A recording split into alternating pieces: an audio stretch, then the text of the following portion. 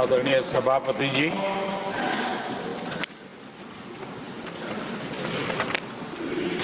आदरणीय राष्ट्रपति जी ने भारत की उपलब्धियों के बारे में, दुनिया की भारत से अपेक्षाओं के बारे में और भारत के सामान्य मानवी का आत्मविश्वास, विकसित भारत बनाने का संकल्प, इन सारे विषयों को लेकर के विस्तार से चर्चा की है। देश को आगे की दिशा भी दिखाई है। आदरणीय राष्ट्रपति जी का अभिभाषण प्रेरक भी था, प्रभावी भी था और हम सब के लिए भविष्य के काम का मार्गदर्शन भी था। मैं आदरणीय राष्ट्रपति जी के उद्बोधन पर धन्यवाद करने के लिए उपस्थित हुआ हूं।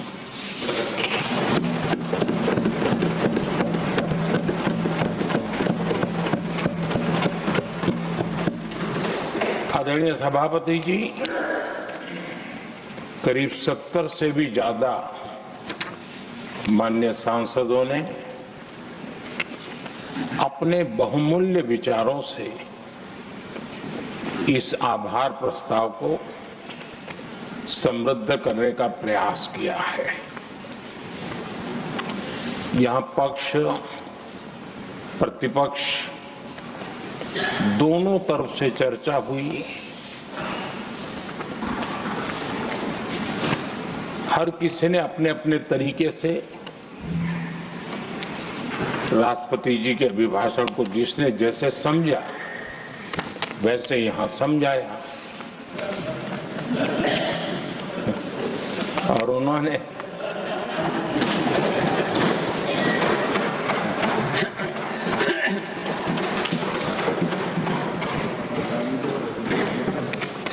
आदरणीय सभापति जी, यहां पर सबका साथ, सबका विकास, इस पर बहुत कुछ कहा गया। मैं समझ नहीं पाता हूं कि इसमें कठिनाई क्या है। सबका साथ, सबका विकास, ये तो हम सबका दायित्व है और इसीलिए तो देश ने हम सबको यहां बैठने का अवसर दिया है और उसमें लेकिन जहां तक कांग्रेस का सवाल है, उनसे सबका साथ, सबका विकास, इसके लिए कोई अपेक्षा करना, मैं समझता हूं कि बहुत बड़ी गलती हो जाएगी।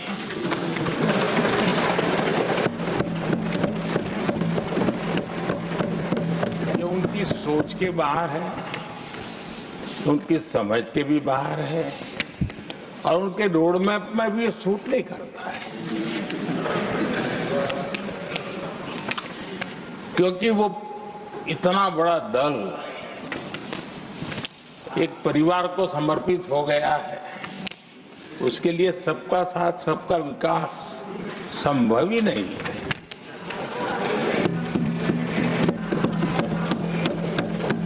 आदरणीय सभापति जी,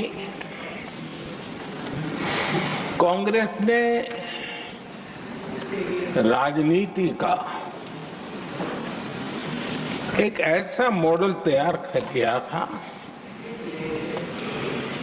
जिसमें झूठ, फरेब, भ्रष्टाचार, परिवारवाद, तुष्टीकरण, सबका गालमेल था। जहां सबका गालमेल हो वहां सबका साथ हो ही नहीं सकता।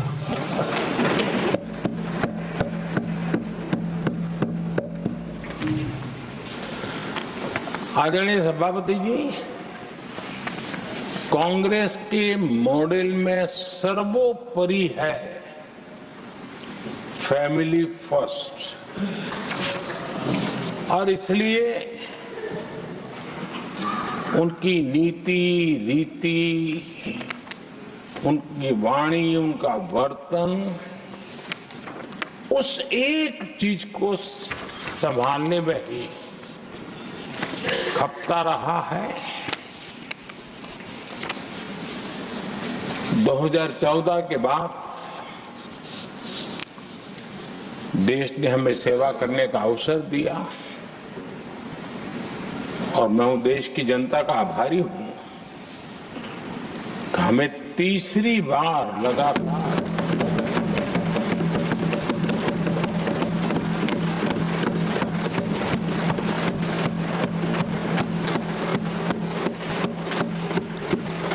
तीसरी बार जनता यहां पहुंचाती है। इतने बड़े देश में इतनी वाइब्रेंट डेमोक्रेसी हो, वाइब्रेंट मीडिया हो, हर प्रकार के बातें बताने की छूट हो, उसके बावजूद भी देश दूसरी बार, तीसरी बार हमें सेवा करने का मॉडल बनाती है। इसका कारण देश की जनता ने हमारे विकास के मॉडल को परखा है, समझा है और समर्थन दिया है।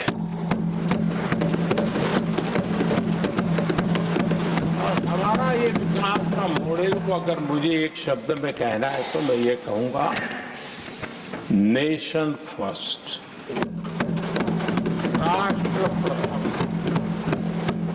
इसी एक उम्दा भावना और समर्पित भाव से हमने लगातार अपनी नीतियों में, अपने कार्यक्रमों में, हमारे वाणी में, वर्तन में इसी एक बात को मानदंड मान करके देश की सेवा करने का प्रयास किया है। और आदरणीय सभापति जी, मैं बड़े गर्व के साथ भी कहता हूं, बड़े संतोष के साथ कहता हूं कि एक लंबे अरसे तक, 5-6 दशक तक देश के सामने अल्टरनेट मॉडल क्या हो, तराजू पर तोलने का कोई अवसर ही नहीं मिला था। लंबे अरसे के बाद, 2014 के बाद देश को एक अल्टरनेट मॉडल क्या हो सकता है, अल्टरनेट कार्यशैली क्या हो सकती है, प्रायोरिटीज क्या हो सकती है, इसका एक नया मॉडल देखने को मिला है। और ये नया मॉडल तुष्टीकरण नहीं, संतुष्टीकरण पर भरोसा।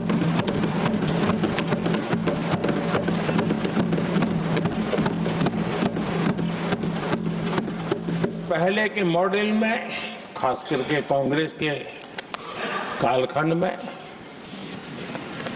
तुष्टीकरण, हर चीज में तुष्टीकरण, यही उनका एक प्रकार से औषधि बन गई थी उनकी राजनीति को करने की। और उन्होंने स्वार्थ नीति, राजनीति, देश नीति, सबका एक घोटाला करके रखा हुआ था। तरीका ये होता था कि छोटे तबके को कुछ दे देना और बाकियों को तरसा कर रखना। और जब चुनाव आए तब कहना देखो उनका मिला है, शायद आपको भी मिल जाएगा। और इस प्रकार से झुनझुना बांटते रहना, लोगों के आंखों पर पट्टी बांध करके अपनी राजनीतिक सियासत को चलाए रखना, ताकि चुनाव के समय वोट की खेती हो सके, यही कार्य चलता रहा। आदरणीय सभापति जी, हमारी कोशिश रही है कि भारत के पास जो भी संसाधन है उन संसाधनों का ऑप्टिमम यूटिलाइजेशन किया जाए। भारत के पास जो समय है उस समय का भी बर्बादी से बचा करके पल पल का उपयोग देश की प्रगति के लिए, जन सामान्य के कल्याण के लिए,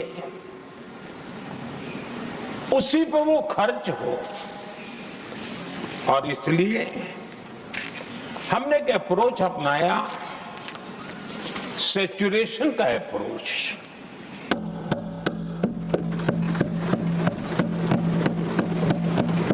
पैर उतने ही लंबे करने जितनी चद्दर हो, लेकिन जो योजना बने, जिनके लिए वो योजना बने, उनको वो 100% उसका बेनिफिट होना चाहिए। किसी को दिया, किसी को नहीं दिया, किसी को लटका करके रखा और उसको हमेशा प्रताड़ित करते रखना और उसको निराशा की गर्त में धकेल देना, उन सिचुएशन से हमने बाहर आकर के सैचुरेशन अप्रोच की ओर हमारे काम को आगे बढ़ाया है। बीते दशक में हमने हर स्तर पर सबका साथ, सबका विकास की भावना को जमीन पर उतारा है और वो आज देश में जिस प्रकार से बदलाव नजर आ रहा है, फल के रूप में हम अनुभव करने लगे हैं। हमारे गवर्नेंस का भी मूल मंत्र यही रहा है, सबका साथ, सबका विकास। हमारी ही सरकार ने SC, ST एक्ट को मजबूत बनाकर दलित और आदिवासी समाज के सम्मान और उनके सुरक्षा के संबंध में अपनी प्रतिबद्धता भी दिखाई और हमने उसको बढ़ाया।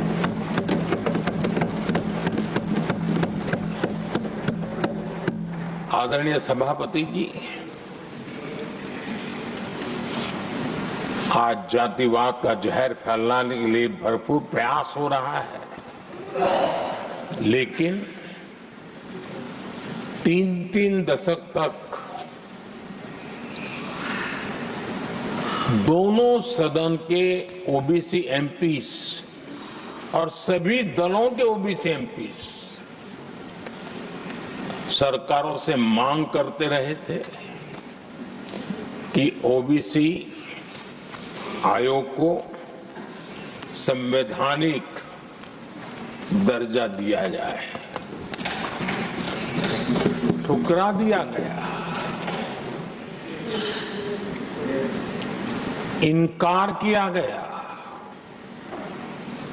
क्योंकि शायद उस समय उनकी राजनीति को ये सूट नहीं करता होगा, क्योंकि तुष्टीकरण की राजनीति के और फैमिली फर्स्ट की राजनीति में जब वो बैठेगा तब तक वो चर्चा तक के हित में भी नहीं आता है। आदरणीय सभापति जी, ये मेरा सौभाग्य है कि हम सब ने मिलकर के 3 दशक से मेरे ओबीसी समाज ने जिस बात के लिए मांगे की, आशाएं रखी, जिसको निराश करके रखा गया था, हमने आकर के इस आयोग को संवैधानिक दर्जा दिया।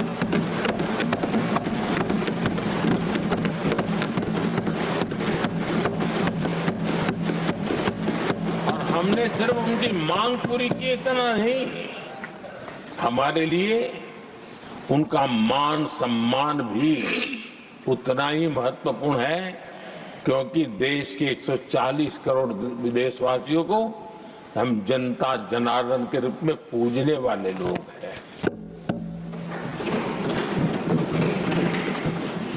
आदरणीय सभापति जी, हमारे देश में जब जब आरक्षण का विषय आया तो उसको एक तंदुरुस्त तरीके से समस्या के समाधान के लिए सत्य को स्वीकार करते हुए करने का प्रयास नहीं हुआ। हर चीज में देश में विभाजन कैसे हो, तनाव कैसे पैदा हो, एक दूसरे के खिलाफ दुश्मनी कैसे पैदा हो, वही तरीके अपनाए गए। देश आजाद होने के बाद जब ये प्रयास हुए हैं, इसी तरीके से हुए हैं।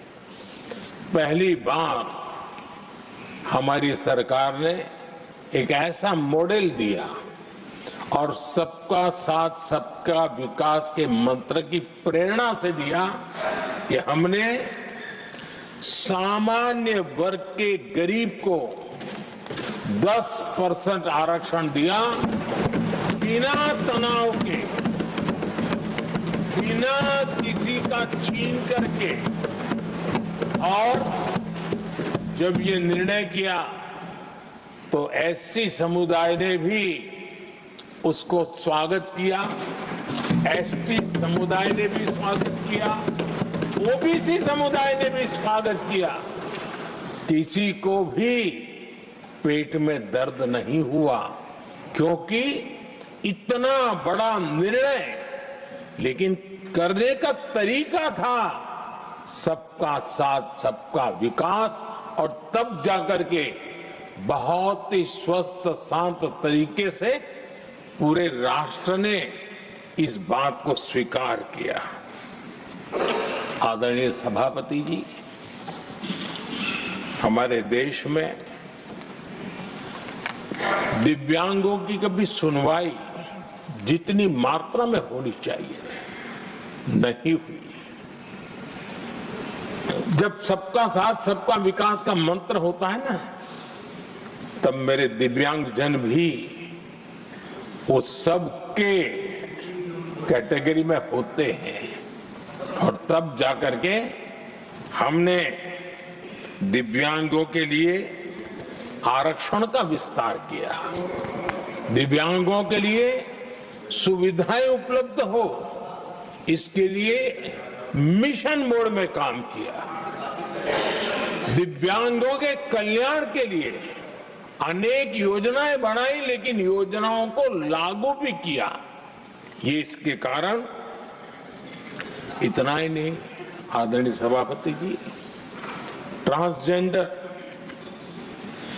ट्रांसजेंडर कम्युनिटी के अधिकारों को लेकर के हमने उसको कानूनी रूप से उसको पुख्त करने के लिए प्रामाणिकता पूर्वक प्रयास किया। सबका साथ सबका विकास के मंत्र को हम कैसे जीते हैं, ये हमने समाज के उस उपेक्षित वर्ग की तरफ भी हमने बड़ी संवेदना के साथ देखा। आदरणीय सभापति जी, भारत की विकास यात्रा में नारी शक्ति के योगदान को कोई नकार नहीं सकता है, लेकिन उनको अगर अवसर मिले और वो नीति निर्धारण का हिस्सा बने, तो देश की प्रगति में और गति आ सकती है। और इस बात को ध्यान में रखते हुए हमने ही और इस सदन का पहला निर्णय हुआ।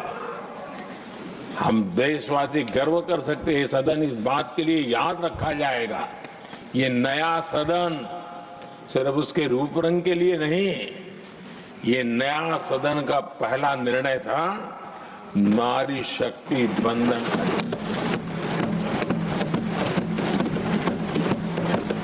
इस नए सदन को हम किसी और तरीके से भी कर सकते थे, हम हमारी वाहवाही के लिए भी उपयोग कर सकते थे, पहले भी होता था, लेकिन हमने तो मातृशक्ति की वाहवाही के लिए इस सदन का आरंभ किया था और मातृशक्ति के आशीर्वाद से ये सदन अपना कार्य आरंभ किया है। आदरणीय सभापति जी, हम जानते हैं, इतिहास की तरफ अब थोड़ी नजर करें।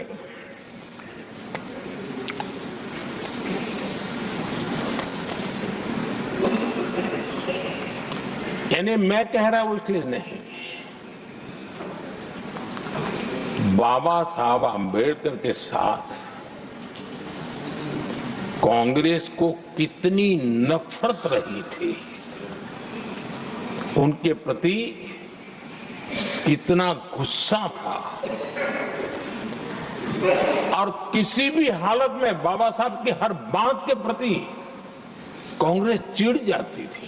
और इसके सारे दस्तावेज मौजूद है। और इस गुस्से को दो बार बाबा साहब को चुनाव में पराजित करने के लिए क्या कुछ नहीं किया गया।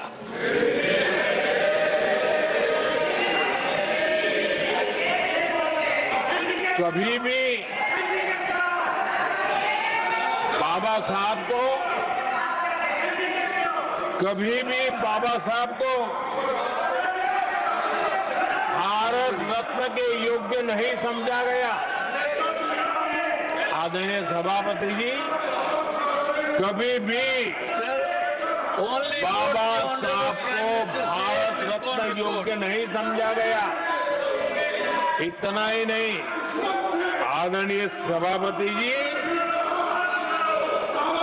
इस देश के लोगों ने बाबा साहब की भावना का आदर किया, सर्व समाज ने आदर किया, और तब आज मजबूरन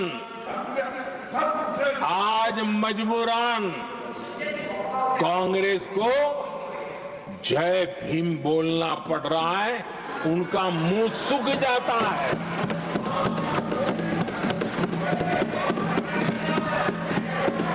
और आदरणीय सभापति जी, ये कांग्रेस भी रंग बदलने में बड़ी माहिर लग रही है। इतनी तेजी से अपना नकाब बदल देते हैं, ये इसमें साफ साफ नजर आ रहा है। आदरणीय सभापति जी,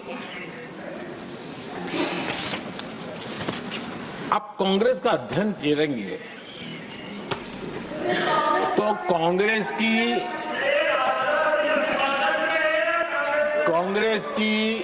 राजनीति, जैसे हमारा मूल मंत्र रहा सबका साथ सबका विकास, वैसा उनका हमेशा रहा कि दूसरे की लकीर छोटी करना। और इसके कारण उन्होंने सरकारों को अस्थिर किया। किसी भी राजनीतिक दल की सरकार कहीं बनी तो उसको अस्थिर कर दिया, क्योंकि लकीर छोटी करो दूसरे की, इसी काम में वो लगे रहे। और ये जो उन्होंने रास्ता चुना है ना, औरों की लकीर छोटी करने का, लोकसभा के बाद भी जो उनके साथ थे वो भी भाग रहे हैं, तो उनको पता चला गया ये तो हमें भी मार डालेंगे। और यही उनकी नीतियों का परिणाम है कि आज ये हाल हो गए हैं कांग्रेस के। देश की सबसे पुरानी पार्टी, आजादी के आंदोलन से जुड़ी पार्टी, इतनी दुर्दशा। ये औरों की लकीर छोटी करने में अपनी शक्ति खपा रहे हैं ना, अगर वो खुद की लकीर लंबी करते तो उनकी ये दशा नहीं होती। और मैं बिना मांगे एडवाइस दे रहा हूं, आप अपनी लकीर लंबी करने में मेहनत कीजिए, सोचिए, तो कभी न कभी देश आपको भी ये 10 मीटर दूर यहां आने का अवसर देगी।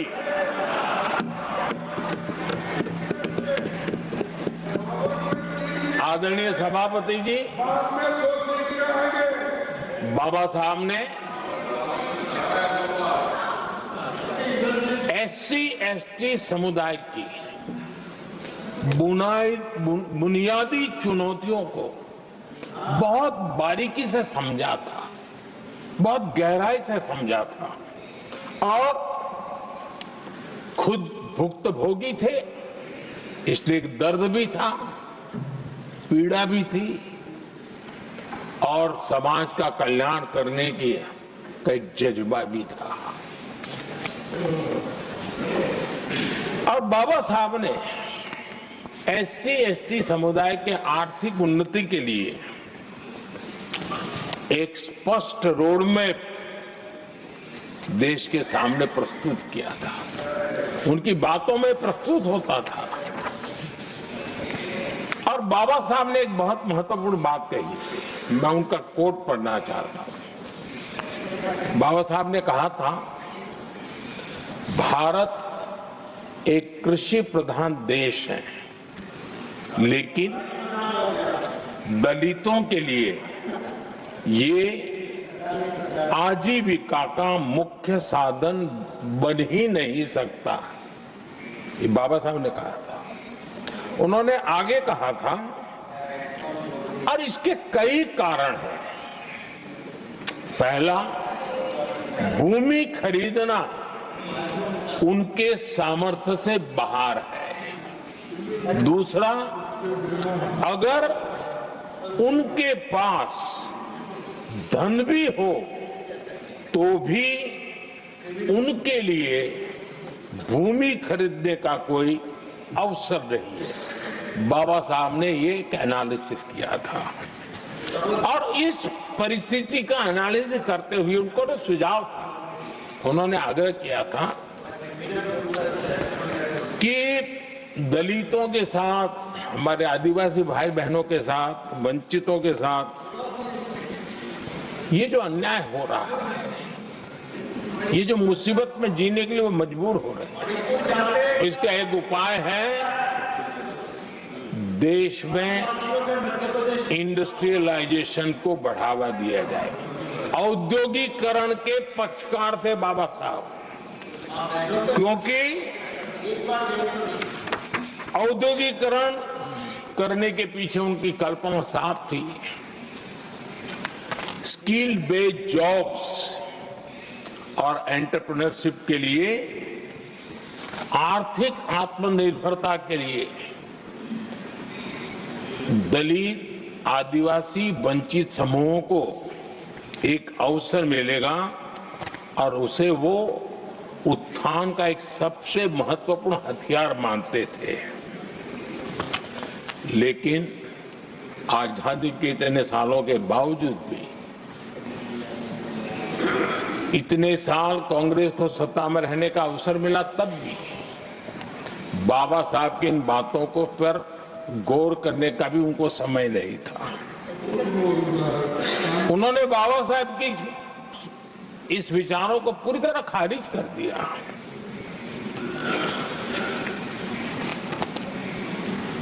एससी एसटी समुदाय की आर्थिक लाचारी बाबा साहब समाप्त करना चाहते थे।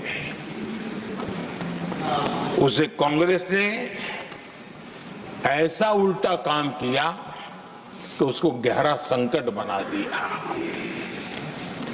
आदरणीय सभापति जी, 2014 में हमारी सरकार ने इस सोच को बदला और हमने प्राथमिकता देते हुए स्किल डेवलपमेंट, फाइनेंशियल इंक्लूजन और इंडस्ट्रियल ग्रोथ पर हमने जोर दिया।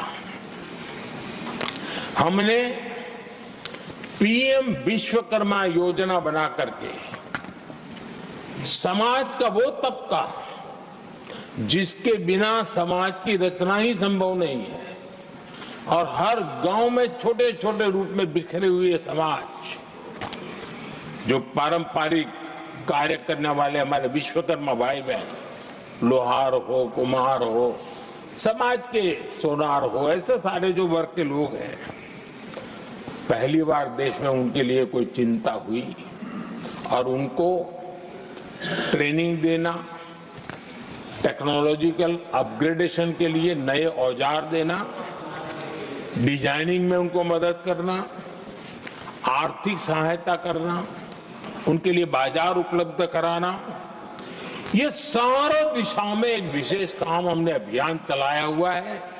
और समाज का ये वर्ग है जिसकी तरफ किसी ने ध्यान नहीं दिया और समाज नियंत्रण में जिसका महत्वपूर्ण रोल है, उस विश्वकर्मा समाज की हमने चिंता। आदरणीय सभापति, हमने मुद्रा योजना शुरू करके जिन लोगों को पहली बार उद्यम के क्षेत्र में आना था, उनको निमंत्रित किया, उनको प्रोत्साहित किया। बिना गारंटी को लोन देने का एक बहुत बड़ा अभियान हमने चलाया ताकि समाज में ये बहुत बड़ा समुदाय है जो आत्मनिर्भरता के अपने सपने को पूरा कर सके और उसमें बहुत बड़ी सफलता मिली। हमने एक योजना और भी बनाई, स्टैंड अप इंडिया, जिसका मकसद था एससी एसटी समुदाय के हमारे भाई बहन और कोई भी समाज की महिला, उसको बैंक से 1 करोड़ रुपए का बिना गारंटी को लोन, ताकि वो अपना कारोबार। और हमने इस बार बजट में इसको डबल कर दिया है और मैंने देखा है कि लाखों ऐसे नौजवान इस वंचित समुदाय से या लाखों बहनें आज मुद्रा योजना के द्वारा अपना कारोबार करना शुरू किया है और खुद को तो रोजगार पाया ही, लेकिन उन्होंने किसी 1-2 और लोगों को भी रोजगार दिया है। आदरणीय सभापति जी, हर कारीगर का सशक्तिकरण, हर समुदाय का सशक्तिकरण और जो बाबा साहब का सपना था उसको पूरा करने का काम मुद्रा योजना के माध्यम से हमने किया है। आदरणीय सभापति जी, जिसको किसी ने नहीं पूछा उसको मोदी पूजता है।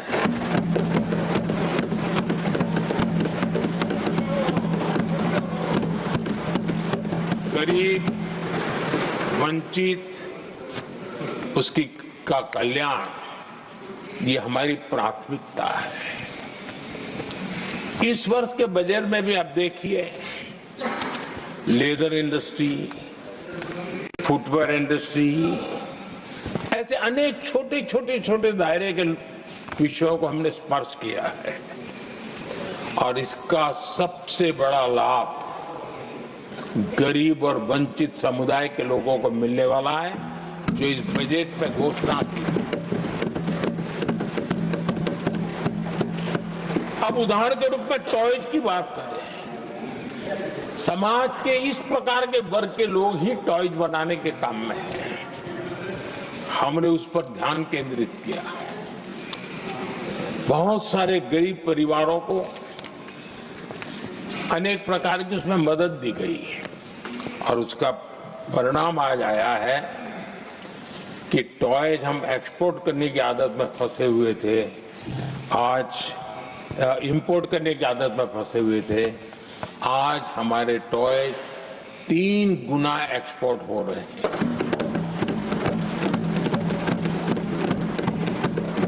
और जिसका फायदा समाज के एक बहुत ही नीचे के तबके में जीने वाले, मुसीबतों से गुजारा करने वाले समुदाय को मिल रहा है। आदरणीय सभापति जी, हमारे देश में एक बहुत बड़ा समुदाय है, मछुआरा समुदाय। इन मछुआरे साथियों के लिए हमने एक अलग मिनिस्ट्री तो बनाई, लेकिन जो बेनिफिट किसान क्रेडिट में किसानों को मिलता था, हमने वो किसान क्रेडिट कार्ड के सारे बेनिफिट हमारे मछुआरे भाई बहनों को भी दिया। ये सुविधा दी, अलग मिनिस्ट्री बनाई, ये काम किया और करीब करीब 40,000 करोड़ रुपया हमने इसके अंदर इंफ्यूज किया। फिशरीज सेक्टर को बल दिया है और इसका प्रयास इन प्रयासों का परिणाम ये आया है कि हमारा मछली उत्पादन 2 गुना और एक्सपोर्ट भी 2 गुना हुआ है, और जिसका सीधा बेनिफिट हमारे मछुआरे भाई बहनों को हुआ है। यानी समाज के सबसे उपेक्षित हमारे बंधु हैं, उनको हमने सबसे ज्यादा प्राथमिकता दे करके हमने काम करने का प्रयास किया है। आदरणीय सभापति जी, यहाँ जो जातिवाद का जहर फैलाने की जिनको अब नया शौक लग गया है,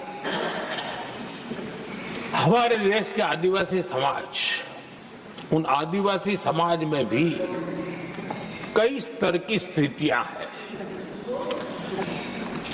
कुछ समूह ऐसे हैं जिनकी संख्या बहुत कम है और जो करीब देश में 200-300 जगह पे बिखरे हुए हैं और कुल आबादी उनकी बहुत कम है, लेकिन वो ऐसे उपेक्षित रहे हैं, उनकी बारीकियों को जाने तो दिल दहलाने वाली बात है। और मेरा सद्भाग्य रहा कि राष्ट्रपति जी से इस विषय में मुझे काफी गाइडेंस मिला, क्योंकि उस समाज को काफी निकट से राष्ट्रपति जी जानती है। और उसी में से आदिवासी समाज में भी बहुत वंचित अवस्था में जीने वाला एक जो छोटा तबके के लोग व बिखरे पड़े लोग हैं, उनको विशेष रूप से योजना में लाने का प्रयास हुआ और हमने पीएम जनमन योजना बनाई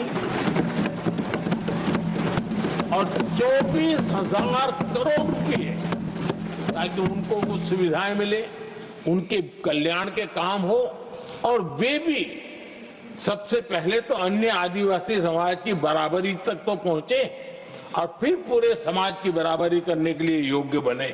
उस दिशा में हमने काम किया है। आदरणीय सभापति जी, समाज के अलग अलग तबकों की चिंता तो की है। हमने देश के अलग अलग भूभाग में भी कुछ ऐसी स्थितियां हैं कि जिसमें बहुत पिछड़ापन है। जैसे हमारे सीमावर्ती गांव, उनको बैकवर्ड विलेज करके छोड़ दिया गया था, आखिरी गांव करके छोड़ दिया गया था। हमने सबसे पहले मनोवैज्ञानिक परिवर्तन लाया। हम ये जो दिल्ली पहले और बाद में सब धीरे धीरे जो जाए दूर जाता जाए आखिर चला जाए, हमने बदल दिया। हमने तय किया कि सीमा पर जो लोग हैं वो पहले और वो अंदर की तरफ आता जाए। जहां सूरज की किरण सबसे पहले आती है और जहां सूरज की आखिरी किरण भी जिनके पास होती है, ऐसे आखिरी गांव उनको हमने फर्स्ट विलेज के रूप में विशेष दर्जा देते हुए, विशेष योजना बनाते हुए हमने उनके विकास के कामों को इतना ही नहीं, उसको प्राथमिकता इतनी दी कि मैंने पिछले टर्म में मंत्री परिषद के साथियों को ऐसे दूर दराज के गांवों में 24 घंटे रुकने के लिए भेजा था, और -15 डिग्री वाले कुछ विलेजेस थे, वहां भी हमारे मंत्री वहां जाकर के रुके थे, उनको समझने का, उनकी समस्याओं के समाधान के लिए प्रयास किया था। और हमने 15 अगस्त 26 जनवरी में जो मेहमान बुलाते हैं, उसमें भी ये जो सीमा पर बसे हुए हमारे पहले विलेज है, आज उनके प्रधानों को हम 26 जनवरी 15 अगस्त में बुलाते हैं। राष्ट्रपति जी के यहाँ एट होम में होते हैं, क्योंकि हमारी कोशिश है सबका साथ सबका विकास, और इसलिए खोजते रहते हैं कि हम किसको अभी भी पहुंचना बाकी है, चलो जल्दी करो। आदरणीय सभापति जी, वाइब्रेंट विलेज की योजना देश की सुरक्षा के लिए भी बहुत उपयोगी हो रही है, बहुत महत्वपूर्ण हो रही है, और हम उसको भी बल दे रहे हैं। आदरणीय सभापति जी, राष्ट्रपति जी ने गणतंत्र के 75 वर्ष के मौके पर संविधान निर्माताओं से प्रेरणा लेने का भी आग्रह अपने अभिभाषण में किया है। मैं आज बड़े संतोष के साथ कह सकता हूं कि हमारे संविधान निर्माताओं की जो भावना थी, उसी का आदर करते हुए, उसी से प्रेरणा लेते हुए हम आज आगे बढ़ रहे हैं। कुछ लोगों को लगता होगा ये यूसीसी क्या लाए हैं, लेकिन जो संविधान सभा की डिबेट पढ़ेंगे उनको पता चलेगा कि हम उस भावना का यहाँ लाने का प्रयास कर रहे हैं। कुछ लोगों की राजनीति आड़े आती हो, लेकिन हम संविधान निर्माताओं की भावना को जीते हैं ना, तब जाकर के ये साहस करते हैं और कमिटमेंट के साथ पूरा करने का प्रयास करते हैं। आदरणीय सभापति जी, संविधान निर्माताओं का आदर करना चाहिए था। संविधान निर्माताओं के एक एक बात से प्रेरणा लेने की थी, लेकिन ये कांग्रेस है जिसने आजादी के तुरंत बाद ही संविधान निर्माताओं की भावनाओं की धज्जियां उड़ा दी थी, और ये दुख के साथ मुझे कहना पड़ रहा है। आप कल्पना कर सकते थे कि जब देश में चुनी हुई सरकार नहीं थी, एक स्टॉप गैप अरेंजमेंट था चुनाव तक का, वो स्टॉप गैप अरेंजमेंट में जो बैठे थे महाशय, उन्होंने संविधान में संशोधन कर दिया। आते ही चुनी हुई सरकार करती तो थोड़ा भी तो समझ आता था, लेकिन उतना भी इंतजाम नहीं किया। और किया क्या, उन्होंने फ्रीडम ऑफ स्पीच को कुचला, फ्रीडम ऑफ स्पीच को कुचला। अखबारों पर, प्रेस पर लगाम लगाई और डेमोक्रेट का टैग लगाकर घूमते रहे दुनिया में। देश के डेमोक्रेसी का महत्वपूर्ण स्तंभ, उसको कुचलने का काम हुआ, और ये संविधान की भावना का पूरी तरह अनादर था। आदरणीय सभापति जी, देश की पहली सरकार थी, नेहरू जी प्रधानमंत्री थे, और मुंबई में जब नेहरू जी प्रधानमंत्री थे तब मुंबई में मजदूरों की एक हड़ताल हुई। उसमें मशहूर गीतकार मजरूह सुल्तानपुरी जी ने एक गीत गाया था, कॉमनवेल्थ का दास है। ये कविता उन्होंने गाई थी। कविता गाने मात्र के गुणे में नेहरू जी ने देश के एक महान कवि को जेल में ठूस दिया।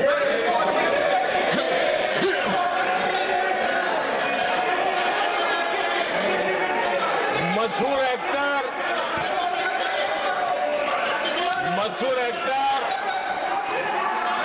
बलराज साहनी जी सिर्फ एक जुलूस में शामिल हुए थे, आंदोलन करने वालों के जुलूस में शामिल हुए थे, इसलिए बलराज साहनी जी को जेल में बंद कर दिया गया। आदरणीय सभापति जी, लता मंगेशकर जी के भाई हृदयनाथ मंगेशकर जी ने वीर सावरकर पर एक कविता स्वरबद्ध करके आकाशवाणी पर प्रस्तुत करने का योजना बनाई। इतने मात्र पर हृदयनाथ मंगेशकर जी को आकाशवाणी से हमेशा के लिए बाहर कर दिया गया।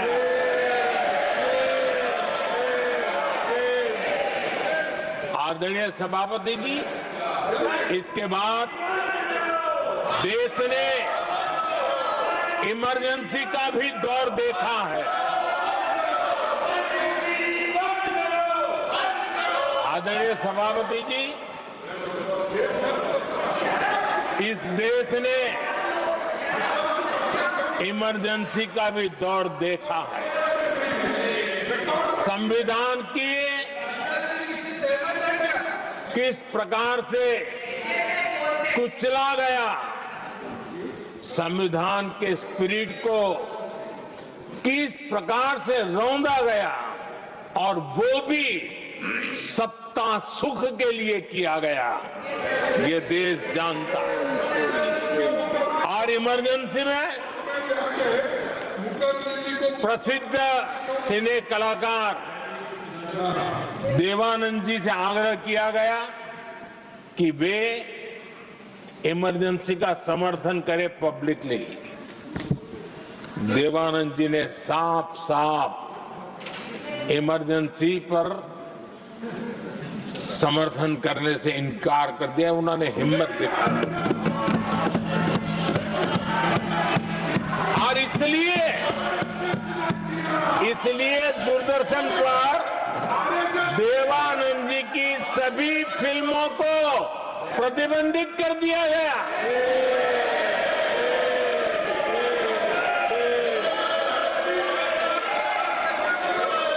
आदरणीय सभापति जी, ये संविधान की बातें करने वाले लोग, उन्होंने सालों से संविधान को अपने जेब में रखा है, उसी का एक परिणाम है।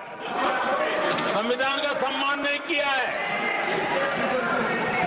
आदरणीय सभापति जी किशोर कुमार जी, उन्होंने कांग्रेस के लिए गाना गाने से मना किया। इस एक गुना के लिए आकाशवाणी पर किशोर कुमार के सभी गानों को प्रतिबंधित कर दिया गया।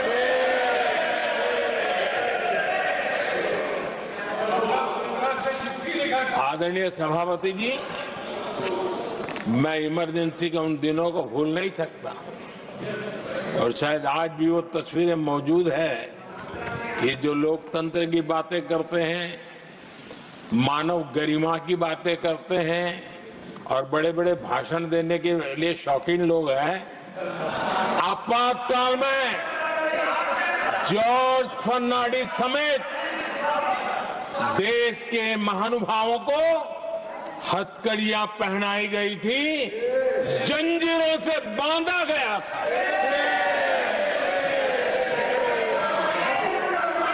संसद के सदस्य, देश के गणमान्य नेता, उनको हथकड़ियां और जंजीरों से बांधा गया था। इनके मुंह में संविधान शब्द शोभा नहीं देता है।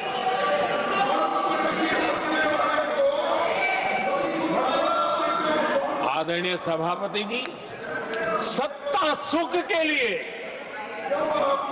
शाही परिवार के अहंकार के लिए इस देश के लाखों परिवारों को तबाह कर दिया गया, देश को जेल खाना बना दिया गया।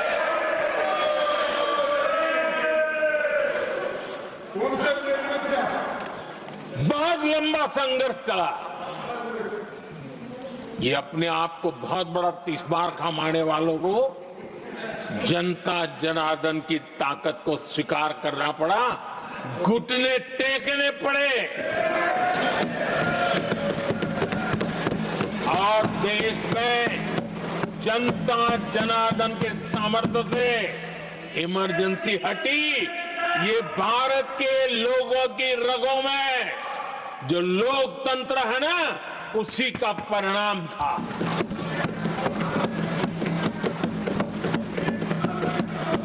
हमारे माननीय खड़गे जी आपके सामने बढ़िया बढ़िया शेर सुनाते रहते हैं और उनका शौक है शेर सुनाने का। और सभापति जी आप भी बड़ा मजा लेते हैं।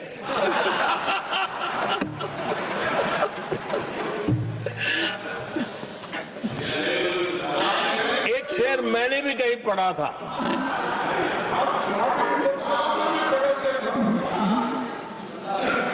तमाशा करने वालों को क्या खबर,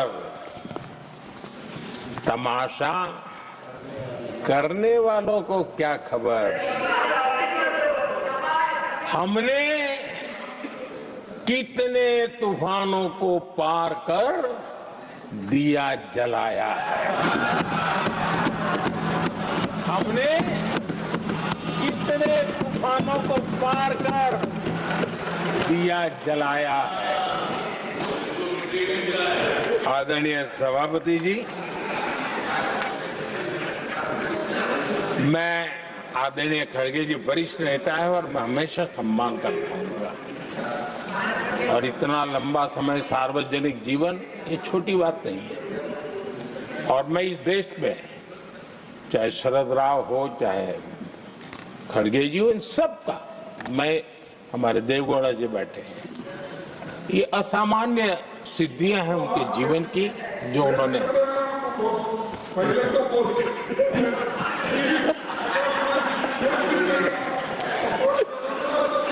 ऐसा है। खड़गे जी, आपको आपके घर में तो ये बातें सुनने को नहीं मिलेगी, नहीं बता दिया।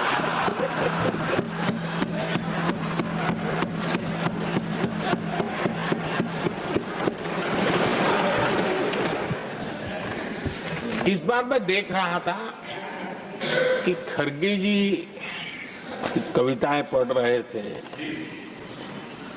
लेकिन जो बातें बता रहे थे और आपने बड़ा सही पकड़ा था कि जरा बताओ तो सही भी कविता है कब की है? उनको पता था, सभापति जी उनको पता था ये कविता कब की है। भीतर कांग्रेस की दुर्दशा का इतना दर्द पड़ा था, लेकिन वहां हालत यह है कि बोल नहीं सकते, तो उन्होंने सोचा ये अच्छा मंच है, यही बोल दें। और इसलिए उन्होंने नीरज की कविता के माध्यम से उनके घर के हालात यहां प्रस्तुत किए।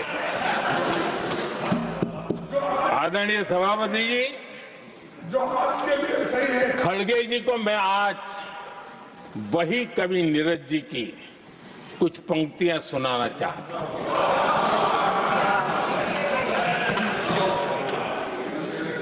कांग्रेस सरकार का जो दौर था उस समय नीरज जी ने ये कविताएं लिखी थी और उसमें उन्होंने कहा था, है बहुत अंधियारा, है बहुत अंधियारा, अब सूरज निकलना चाहिए, अब सूरज निकलना चाहिए, जिस तरह से भी हो ये मौसम बदलना चाहिए, जिस तरह से भी हो ये मौसम बदलना चाहिए। नीरज जी ने कांग्रेस के उस कालखंड में ये कविता कही। 1970 में जब कांग्रेस, अरे चारों तरफ कांग्रेस का राज चलता था, उस समय नीरज जी का एक और कविता संग्रह प्रकाशित हुआ था, फिर दीप जलेगा। हरिवंश जी तो अभ्यासु हैं तो उनको भली भांति पता है। उस समय उनका यह संग्रह प्रसिद्ध हुआ था, फिर दीप जलेगा। उसमें उन्होंने कहा था, और ये बड़ा महत्वपूर्ण है, नीरज जी ने उस समय कहा था, मेरे देश उदास न हो। नीरज जी ने अपनी कविता में कहा था, मेरे देश उदास न हो, फिर दीप जलेगा, तिमिर ढलेगा। और हमारा सद्भाग्य देखिए, हमारे प्रेरणा पुरुष अटल बिहारी वाजपेयी जी ने भी 40 साल पहले कहा था, सूरज निकलेगा, अंधेरा छटेगा, कमल खिलेगा।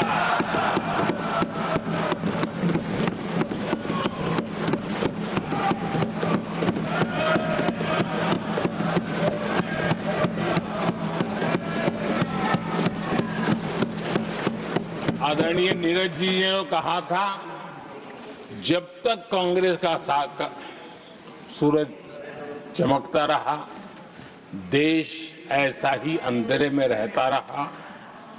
कई दशक तक ऐसे ही हाल बने रहे। आदरणीय सभापति जी, गरीबों को शक्ति देने के लिए, गरीबों के सशक्तिकरण के लिए जितना काम हमारे कार्यकाल में हुआ है, हमारी सरकार के द्वारा हुआ है, इतना पहले कभी नहीं हुआ।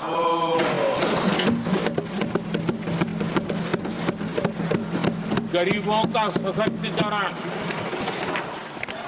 और गरीब ही गरीबी को परास्त करे, उस दिशा में हमने योजनाओं को आकार दिया। और मुझे मेरे देश के गरीबों पर भरोसा है, उनके सामर्थ्य में भरोसा है।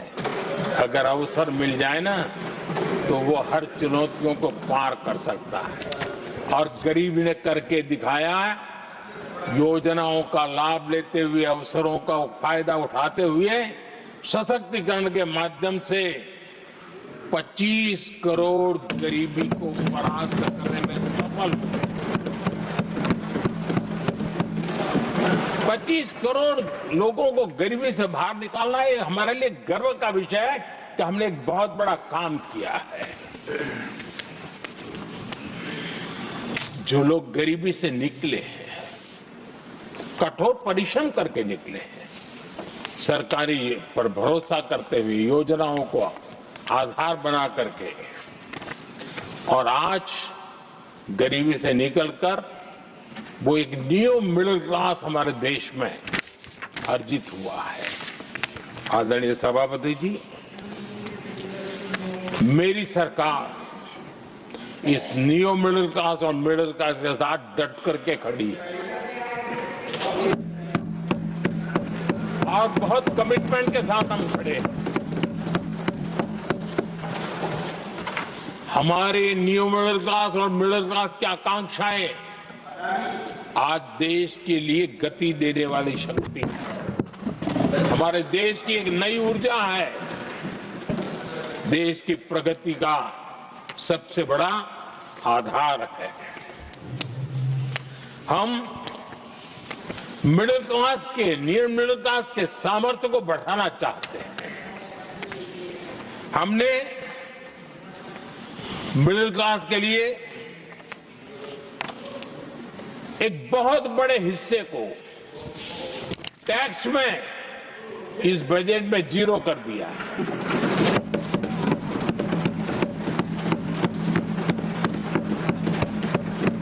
2013 में 2 लाख तक की आय टैक्स में मुक्ति थी, इनकम टैक्स में 2 लाख तक मुक्ति थी।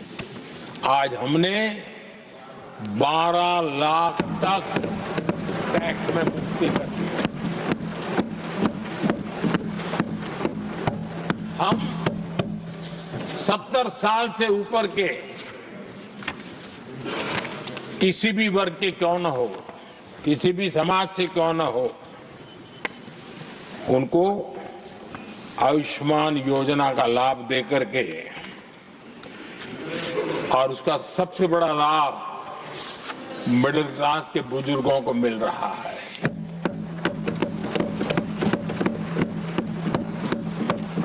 आदरणीय सभापति जी, हमने देश में 4 करोड़ घर बनाकर हमारे देशवासियों को दिए, जिसमें से 1 करोड़ से ज्यादा घर शहरों में बने हैं।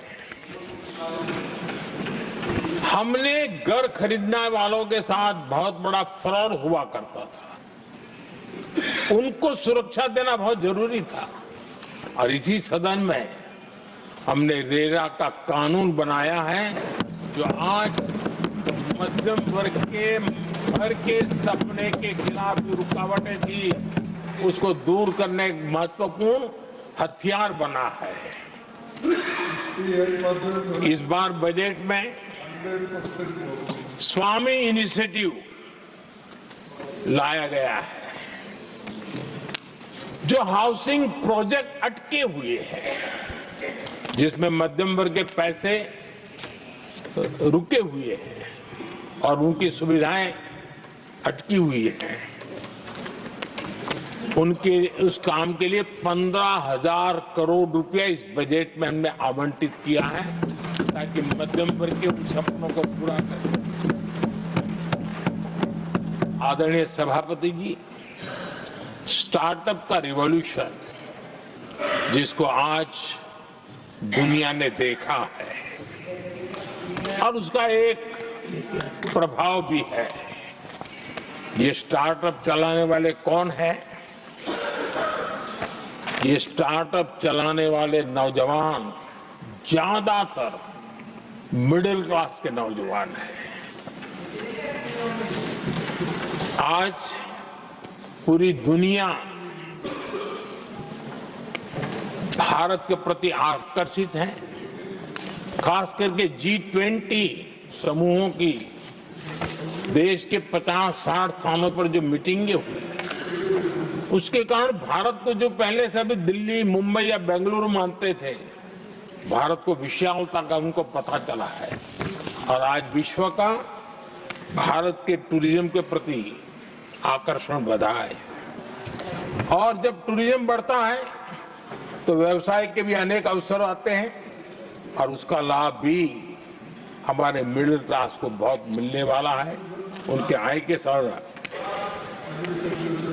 आदरणीय सभापति जी, आज हमारा मिडिल क्लास आत्मविश्वास से भरा हुआ है, और ये अभूतपूर्व है। ये अपने आप में एक बहुत बड़ा सामर्थ्य बना देता है देश का, और मुझे पूरा विश्वास है कि भारत का मध्यम वर्ग विकसित भारत के संकल्प को साकार करने के लिए कमर कस करके खड़ा हो गया है, हमारे साथ चल पड़ा है। आदरणीय सभापति जी, विकसित भारत के निर्माण में सबसे बड़ा रोल देश के युवाओं का है। हमें डेमोग्राफी का डिविडेंड, उस पर हमारा भी बल है। जो अभी स्कूल कॉलेज में है, वही विकसित भारत के सबसे बड़े लाभार्थी बनने वाले हैं। और इसलिए उनके अंदर एक स्वाभाविक भाव है कि जैसे जैसे उनकी उम्र बढ़ेगी, वैसे वैसे देश की विकास की यात्रा बढ़ेगी। और जो उनके लिए एक बहुत बड़ा और एक प्रकार से विकसित भारत का बेस हमारे यहाँ स्कूल कॉलेज के नौजवान है, वो हमारा सामर्थ्य है। पिछले 10 साल में लगातार इस तबके को, इस बेस को मजबूत करने के लिए हमने बहुत सोची समझी रणनीति के तहत काम किया है। 21वीं सदी की शिक्षा कैसी होनी चाहिए, शिक्षा नीति के लिए पहले सोचा तक नहीं गया। जो चलता है चलने दो, जैसा होता है होते रहो। करीब 3 दशक के अंतराल के बाद नई राष्ट्रीय शिक्षा नीति लेकर के हम आए। 3 दशक के अंतराल। इस नीति के तहत बहुत सारे इनिशिएटिव हैं। उसमें एक की मैं चर्चा करता हूं, पीएम श्री स्कूल। ये पीएम श्री स्कूल आज करीब 10-12 हजार स्कूल ऑलरेडी बन चुके हैं और नए बनाने की दिशा में हम आगे बढ़ रहे हैं। आदरणीय सभापति जी, एक महत्वपूर्ण निर्णय हमने शिक्षा नीति में बदलाव लाया है। मातृभाषा में पढ़ाई और मातृभाषा में परीक्षा, इस पर हमने बल दिया है। देश आजाद हुआ, लेकिन ये कुछ गुलामी की मानसिकता कहीं कहीं जकड़ के रखा था ना, उसमें ये हमारी भाषा भी थी।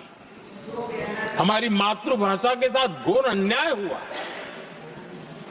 और गरीब का बच्चा, दलित का बच्चा, आदिवासी का बच्चा, वंचित का बच्चा वो इसलिए रुक जाए ताकि उसको लैंग्वेज नहीं आती है।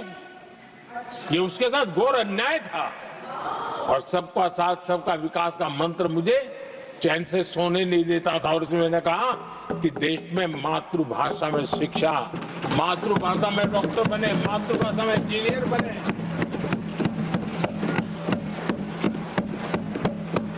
जिनको अंग्रेजी भाषा पढ़ने नसीब नहीं हुई, उनके सामर्थ्य को हम रोक नहीं सकते।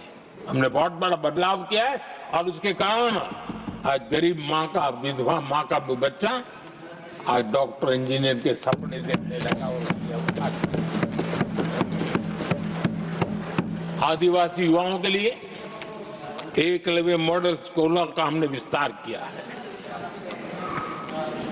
10 साल पहले करीब 150 एकलव्य विद्यालय थे, आज 470 है, 470 हो। और अब हम 200 और ज्यादा एकलव्य स्कूल की दिशा में आगे बढ़ रहे हैं। आदरणीय सभापति जी, हमने सैनिक स्कूलों में भी बहुत बड़ा रिफॉर्म किया और सैनिक स्कूलों में हमने बेटियों को भी प्रवेश की व्यवस्था की। आप स्वयं सैनिक स्कूल के विद्यार्थी रहे। पहले बेटियों के लिए उसके दरवाजे बंद थे और आप भी जानते हैं कि सैनिक स्कूलों का महात्मा क्या होता है, उसका सामर्थ्य क्या होता है, जिसने आप जैसे व्यक्तियों को जन्म दिया है। अब वो अवसर मेरे देश की बेटियों को भी मिलेगा। हमने सैनिक स्कूल के दरवाजे खोल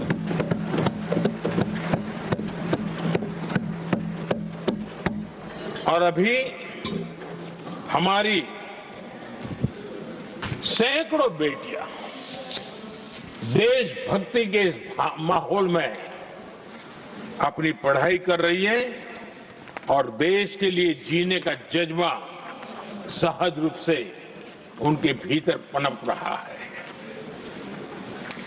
आदरणीय सभापति जी, युवाओं के ग्रूमिंग में एनसीसी की बहुत बड़ी भूमिका है।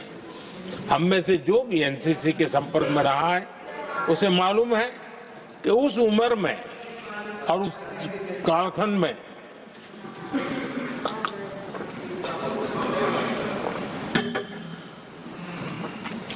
एक बहुत सुनहरा अवसर होता है व्यक्ति के विकास में, सर्वांगीण विकास में। उसको एक एक्सपोजर मिलता है। बीते वर्षों में एनसीसी में अभूतपूर्व विस्तार हुआ है। हमने उसको भी जकड़ करके बैठ गए थे। 2014 तक एनसीसी में करीब 14 लाख कैडेट हुआ करते थे। आज वो संख्या 20 लाख पार कर गई।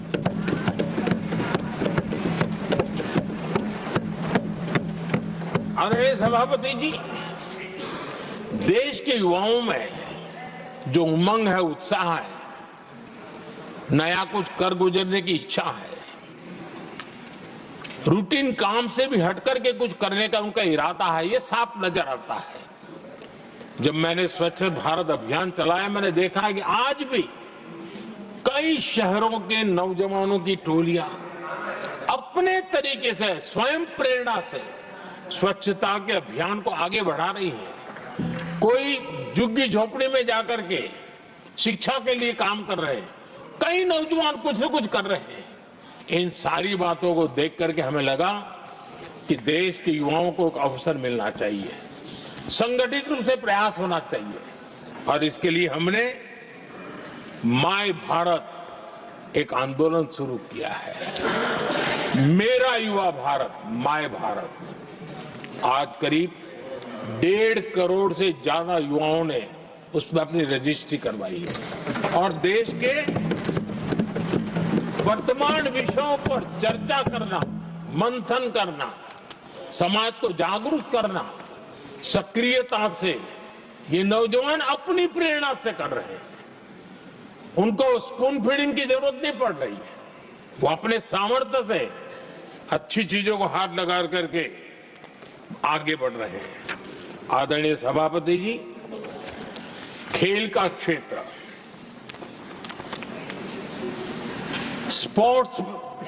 स्पोर्ट्समैन स्पिरिट को जन्म देते हैं और जिस देश में स्पोर्ट जितना व्यापक होता है, उस देश के अंदर वो स्पिरिट अपने आप पनपता है। खेल प्रतिभा को बल देने के लिए हमने अनेक आयामों पर काम शुरू किया है। खेल के लिए जो इंफ्रास्ट्रक्चर की जरूरत हो, उसके लिए जो फाइनेंशियल सपोर्ट की आवश्यकता हो, उसमें अभूतपूर्व हमने मदद की है ताकि देश के नौजवानों को एक अवसर मिले। Target Olympic podium scheme, tops और खेलो इंडिया अभियान हमारे स्पोर्ट्स इकोसिस्टम को पूरी तरह ट्रांसफॉर्म करने की ताकत रखते हैं और हम अनुभव भी कर रहे हैं। पिछले दिनों 10 साल में जितने भी इंटरनेशनल स्पोर्ट्स इवेंट हुए हैं, भारत ने अपना झंडा गाड़ दिया, भारत ने अपना सामर्थ्य दिखा दिया, भारत के नौजवानों ने अपना लोहा बनवा लिया है और उसमें हमारी बेटियां भी उतना ही दमखम के साथ दुनिया के सामने भारत की ताकत का प्रदर्शन कर रही है। आदरणीय सभापति जी, किसी भी देश को विकासशील से विकसित की जो यात्रा होती है, उसमें जन कल्याण के कामों का अपना महत्व है, लोक कल्याण के कामों का अपना महत्व है, लेकिन इंफ्रास्ट्रक्चर एक बहुत बड़ा कारण होता है, बहुत बड़ी ताकत होता है और विकासशील से विकसित की यात्रा इंफ्रास्ट्रक्चर से गुजरती है। और हमने इंफ्रास्ट्रक्चर का इस महत्व को समझा है और हमने इस पर बल दिया है। और जब इंफ्रास्ट्रक्चर की बात होती है तो ये भी जरूरी है कि वो समय सर पूरे हो, जिसकी हम कल्पना करें, योजना करें, आवश्यकता समझे, लेकिन लटके रहे तो उसका फायदा नहीं मिलता है। उससे टैक्स पेयर का पैसा भी बर्बाद होता है और देश उस लाभ से वंचित रह जाता है। अनेक सालों तक इंतजार करता है, उसका बहुत बड़ा भारी नुकसान होता है जिसको शब्दों में गिना नहीं जा सकता है। कांग्रेस के कालखंड में अटकाना, भटकाना, लटकाना, ये उनका कल्चर बन गया और उसके कारण ये राजनीति का हिस्सा था। किस प्रोजेक्ट को करने देना, नहीं करने देना, उसमें राजनीतिक तराजू रहता था। सबका साथ सबका विकास का मंत्र नहीं होता था। एक भी नहीं होता। इस कांग्रेस कल्चर से मुक्ति पाने के लिए हमने एक प्रगति नाम की व्यवस्था बनाई और नियमित रूप से मैं स्वयं इस प्रगति प्लेटफॉर्म के माध्यम से इंफ्रास्ट्रक्चर का प्रोजेक्ट्स का डिटेल मॉनिटरिंग करता हूं।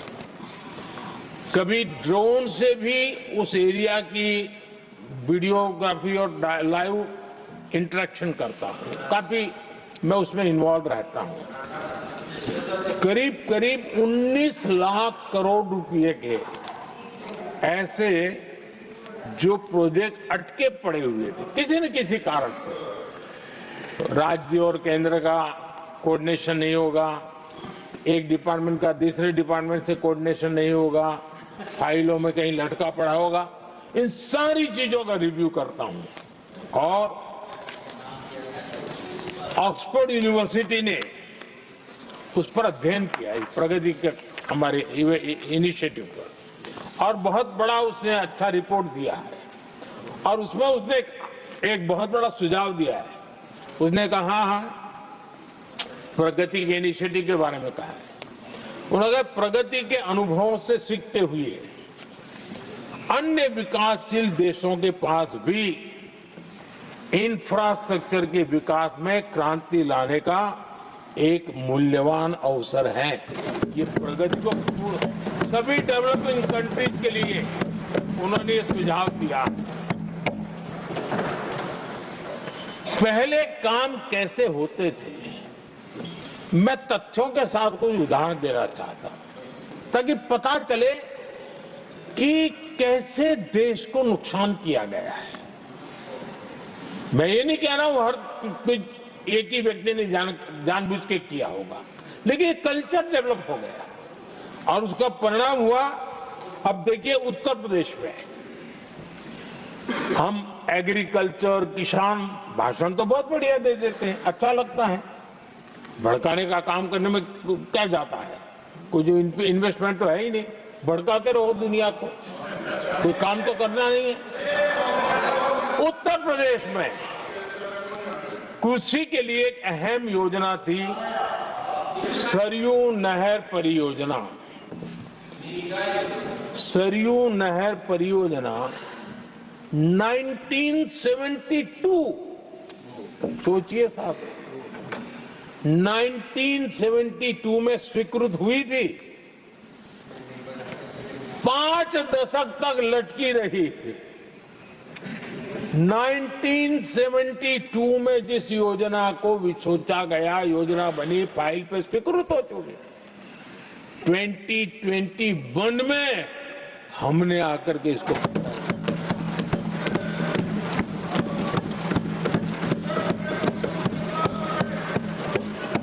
आदरणीय सभापति जी, जम्मू कश्मीर की Udhampur Srinagar Baramulla rail line, Udhampur Srinagar Baramulla rail line in 1994 में स्वीकृत हुई थी। 1994 में ये रेल लाइन भी बरसों तक लटकी रही। 3 दशक बाद आखिरकार हमने 2025 में इसे पूरा किया।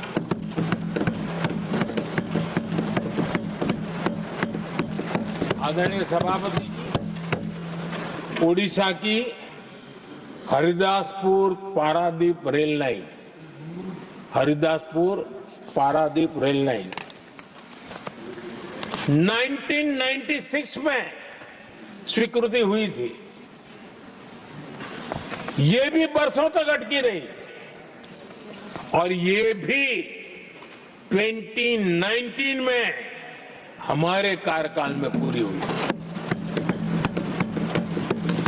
आदरणीय सभापति जी, असम का बोगीबिल ब्रिज 1998 में स्वीकृत हुआ था। ये भी हमारी सरकार ने 2018 में पूरा किया। और मैं ऐसे आपको सैकड़ों उदाहरण दे सकता हूं। अटकाना, लटकाना, भटकाना, ये कल्चर कितने देश को बर्बाद किया है, सैकड़ों उदाहरण दे सकता हूं। आप कल्पना कर सकते हैं, कांग्रेस ने अपने कार्यकाल में देश के लिए, देश जिसके लिए हकदार था, जो होने की संभावनाएं भी थी, इस प्रगति का न करते हुए कितनी बर्बादी की है, इसका आप अंदाज लगा सकते हैं। इंफ्रास्ट्रक्चर प्रोजेक्ट्स में सही प्लानिंग और सही एजुकेशन, इसके लिए पीएम गति शक्ति नेशनल मास्टर प्लान बनाया है। पीएम गति शक्ति में जो लोग डिजिटल वर्ल्ड में इंटरेस्टेड हैं, उनके लिए जरूरी है समझना, और मैं तो चाहूंगा इसको राज्यों ने भी उपयोग करना चाहिए। पीएम गति शक्ति प्लेटफॉर्म में 1600 डेटा लेयर्स हैं हमारे देश के अलग अलग कामों के, और निर्णय प्रक्रिया को तेज करते हैं, सरल करते हैं, और उसको लागू करने में भी बहुत तेजी से उसको लागू किया जा सकता है। तो आज गति शक्ति प्लेटफॉर्म अपने आप में एक बहुत बड़ा इंफ्रास्ट्रक्चर के काम को गति देने वाला आधार बन गया है। आदरणीय सभापति जी,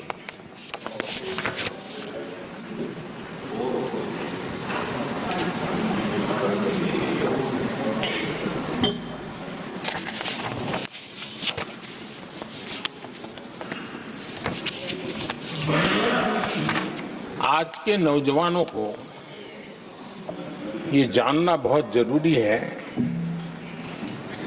कि उनके माँ बाप को मुसीबतों से जिंदगी क्यों गुजारनी पड़ी। देश की ऐसी हालत क्यों हुई, उनको जानना बहुत जरूरी है। अगर बीते दशक में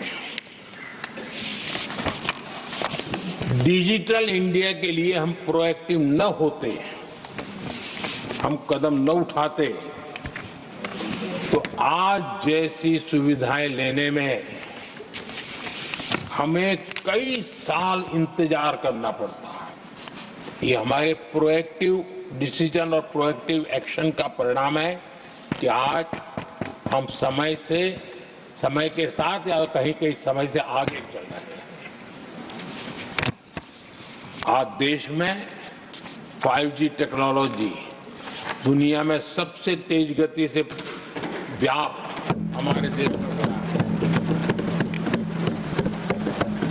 आदरणीय सभापति जी, मैं अतीत के अनुभवों से कह रहा हूं।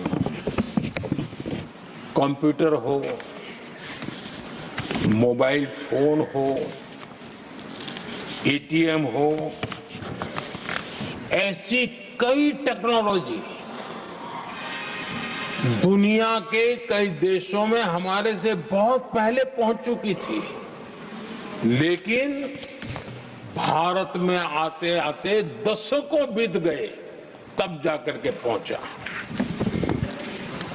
अगर मैं हेल्थ की बात करूं, बीमारी की बात करूं, टीकाकरण की बात करूं, जैसे चेचक, बीसीजी का टीका, जब हम गुलाम थे तब दुनिया में वो टीकाकरण हो रहा था, कुछ देशों में हो चुका था, लेकिन भारत में ये दशकों बाद आया। पोलियो की वैक्सीन हमने दशकों तक इंतजार करना पड़ा। दुनिया आगे बढ़ चुकी थी, हम पीछे रह गए थे। कारण यह था कांग्रेस ने देश की व्यवस्था को ऐसे जकड़ करके रखा था। उनको लगता था सारा ज्ञान सरकार में जो बैठे हैं उन्हीं को है, वही सब कर लेंगे, और उसी का एक परिणाम था लाइसेंस परमिट राज। मैं देश के नौजवानों को कहूंगा, लाइसेंस परमिट राज का कितना जुल्म था। देश विकास नहीं कर सकता था और लाइसेंस परमिट राज यही कांग्रेस की पहचान बन गई थी। आदरणीय सभापति जी, कंप्यूटर का जब शुरुआती दौर था तो कंप्यूटर को इंपोर्ट करना चाहता है तो उसके लिए लाइसेंस लेना होता था कंप्यूटर लाने के लिए, और कंप्यूटर लाने के लाइसेंस पाने में भी सालों लग जाते थे। आदरणीय सभापति जी, वो दिन थे मकान बनाने के लिए सीमेंट चाहिए तो सीमेंट के लिए भी परमिशन लेना पड़ता था मकान बनाने के। इतना ही नहीं सभापति जी, शादी ब्याह में अगर चीनी की जरूरत हो, चीनी चाय पिलानी हो तो भी लाइसेंस लेना पड़ता था। मेरे देश के नौजवानों को पता होना, और मैं आजाद भारत की बात कर रहा हूं, मैं अंग्रेजों के कालखंड की बात नहीं कर रहा हूं, कांग्रेस के कालखंड की बात कर रहा हूं। और कांग्रेस के पूर्व वित्त मंत्री जो अपने आप को बहुत ज्ञानी मानते हैं, उन्होंने माना था कि लाइसेंस परमिट के बिना कोई काम होते नहीं है, सारे काम लाइसेंस परमिट के रास्ते से ही गुजरते हैं। और उन्होंने ये भी कहा था कि लाइसेंस परमिट बिना रिश्वत को नहीं होता है। मैं कांग्रेस के वित्त मंत्री ने जो कहा वो कह रहा हूं, बिना रिश्वत को नहीं होता है। अब कोई जान बहुत आसानी से समझ सकता है, उस जमाने में रिश्वत मतलब हाथ की सफाई कौन करता था भाई? ये कौन पंजा था? वो पैसा कहां जाता था? देश का नौजवान भली भांति समझ सकता है। यही इस सदन में कांग्रेस के एक माननीय सदस्य हैं, मौजूद है, जिनके पिताजी के पास खुद के पैसे थे, खुद के पैसे थे, किसी से लेना नहीं था, और कार खरीदना चाहते थे। यहां मौजूद एक एमपी है कांग्रेस के, उनके पिताजी खुद के पैसे से कार खरीदना चाहते थे। 15 साल तक उनको कार के लिए इंतजार करना पड़ा था कांग्रेस के राज में।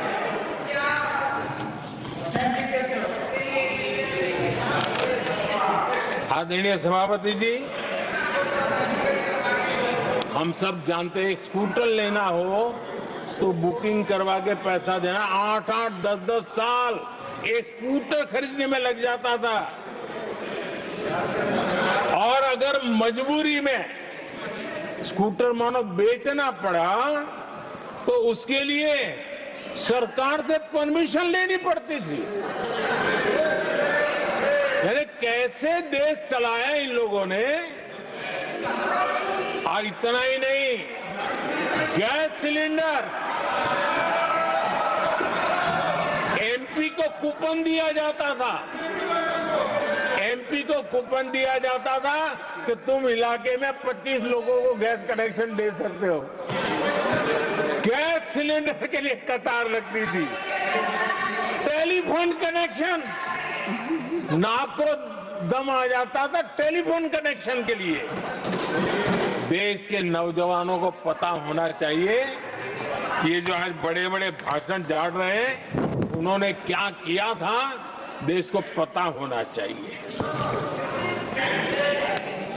आदरणीय सभापति जी, ये सारी पाबंदियां और लाइसेंस राज की नीतियों ने भारत को दुनिया की सबसे धीमी आर्थिक वृद्धि दर में धकेल दिया। लेकिन क्या आप जानते हैं,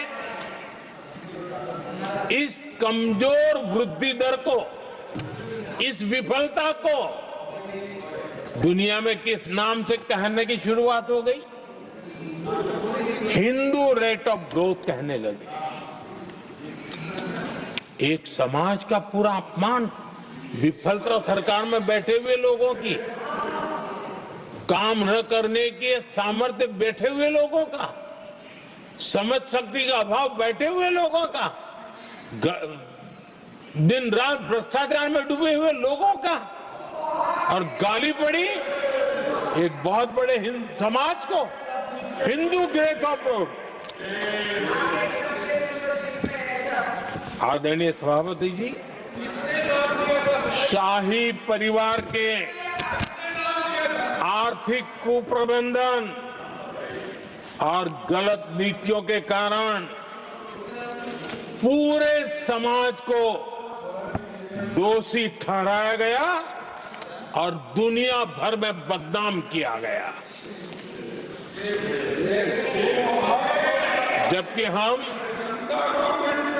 इतिहास देखें तो भारत के लोगों का तरीका और नीतियां, भारत के स्वभाव में लाइसेंस राज नहीं था, परमिट नहीं थी।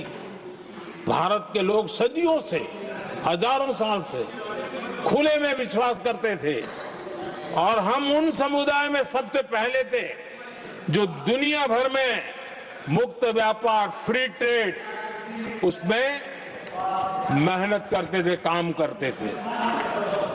सदियों पहले भारतीय व्यापारी दूर दराज के देशों तक व्यापार करने के लिए जाते थे, कोई बंधन नहीं थे, कोई रुकावटें नहीं थे। ये हमारी प्रकृति की संस्कृति थी, हमने उसको तबाह करके रख दिया। आज जब पूरी दुनिया भारत की आर्थिक क्षमता को पहचानने लगी है, आज दुनिया तेज गति से आगे बढ़ने वाले देश के रूप में देख रही है, तो आज आदरणीय सभापति जी,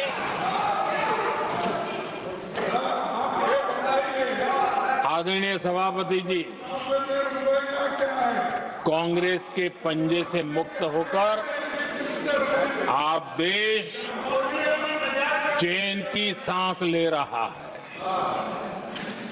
और ऊंची उड़ान भी भर रहा है।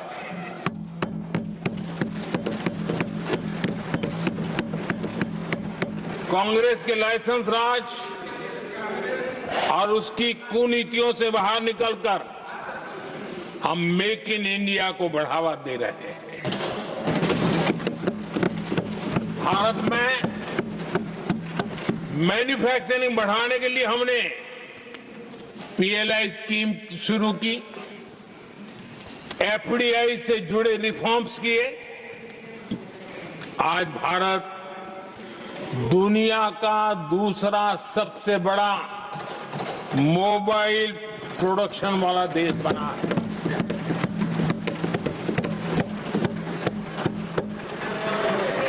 पहले हम ज्यादातर फोन बाहर से इंपोर्ट कर रहे थे। अब हमारी पहचान एक मोबाइल एक्सपोर्टर के रूप में बनी है। आदरणीय सभापति जी, आज भारत की पहचान डिफेंस मैन्युफैक्चरिंग की बनी है। 10 साल में हमारा डिफेंस प्रोडक्ट्स 10 गुना एक्सपोर्ट बढ़ा है। 10 साल में 10 गुना बढ़ा है। आदरणीय सभापति जी, भारत में सोलर मॉड्यूल मैन्युफैक्चरिंग भी 10 गुना बढ़ गए हैं।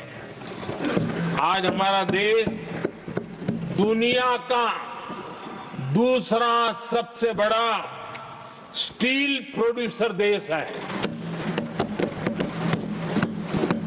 10 सालों में हमारा मशीनरी और इलेक्ट्रॉनिक एक्सपोर्ट तेजी से आगे बढ़ा है।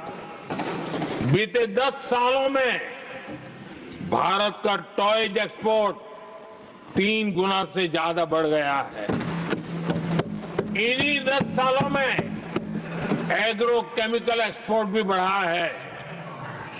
कोरोना के कालखंड में हमने 150 से ज्यादा देशों को वैक्सीन और दवाइयां सप्लाई की। मेड इन इंडिया,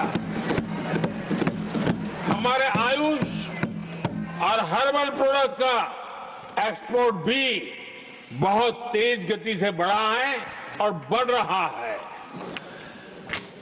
आदरणीय सभापति जी, खादी जो कांग्रेस ने की तो सबसे बड़ा एक काम करते रहे खादी के लिए, तो भी मुझे लगता है हाँ ये आजादी के आंदोलन के लोगों से कुछ प्रेरणा आगे बढ़ा रहे हैं। वो भी नहीं किया।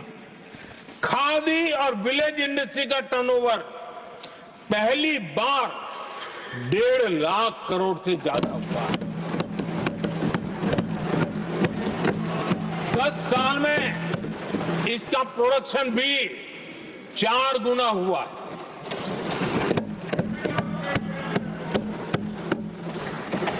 इस सारी मैन्युफैक्चरिंग का बहुत बड़ा लाभ हमारे एमएसएमई सेक्टर को मिला है। इससे देश में बड़ी संख्या में रोजगार के अवसर तैयार हुए हैं। आदरणीय सभापति जी, हम सभी जनता के प्रतिनिधि हैं। हम जनता जनार्दन के सेवक हैं। जनप्रतिनिधि के लिए देश और समाज का मिशन ही सब कुछ होता है। और सेवा व्रत लेकर के ही जनप्रतिनिधियों के लिए काम करना उनका दायित्व होता है। आदरणीय सभापति जी, देश की हम सभी से अपेक्षा है कि हम विकसित भारत को आत्मसात करने के लिए कोई कमी हमारी तरफ से नहीं रहनी चाहिए। हम सबका सामूहिक दायित्व होना चाहिए। ये देश का संकल्प है। ये किसी सरकार का संकल्प नहीं है, किसी व्यक्ति का संकल्प नहीं है। 140 करोड़ देशवासियों का संकल्प है। और सभापति जी, मेरे शब्द लिख करके रखिए, जो लोग विकसित भारत के संकल्प से अपना को अछूता रखेंगे, देश उनको अछूता कर देगी। हर किसी को जुड़ना पड़ेगा। अब बच करके नहीं रह सकते, क्योंकि भारत का मिडिल क्लास, भारत का नौजवान पूरी ताकत के साथ देश को आगे बढ़ाने में जुट चुका है। और इसलिए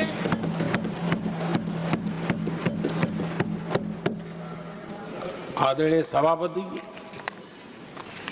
जब प्रगति की राह पर देश चल पड़ा, विकास की नई ऊंचाइयों को देश अर्जित कर रहा है, तब हम सबकी भूमिका बड़ी महत्वपूर्ण है।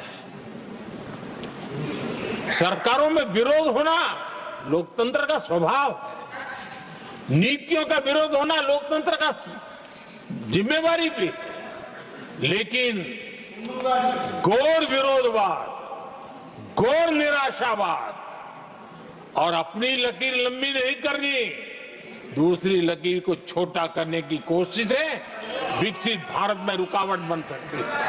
हमें उसे मुक्त होना होगा और हमें आत्ममंथन भी करना होगा, निरंतर मंथन करना होगा।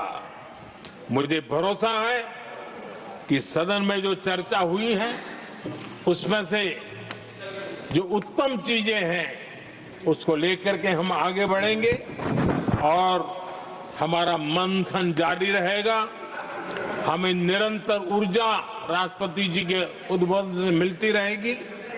एक बार फिर राष्ट्रपति जी का मैं हृदय से आभार व्यक्त करता हूं और सभी माननीय सांसदों का भी आभार व्यक्त करता हूं। बहुत बहुत धन्यवाद। I shall now put the amendment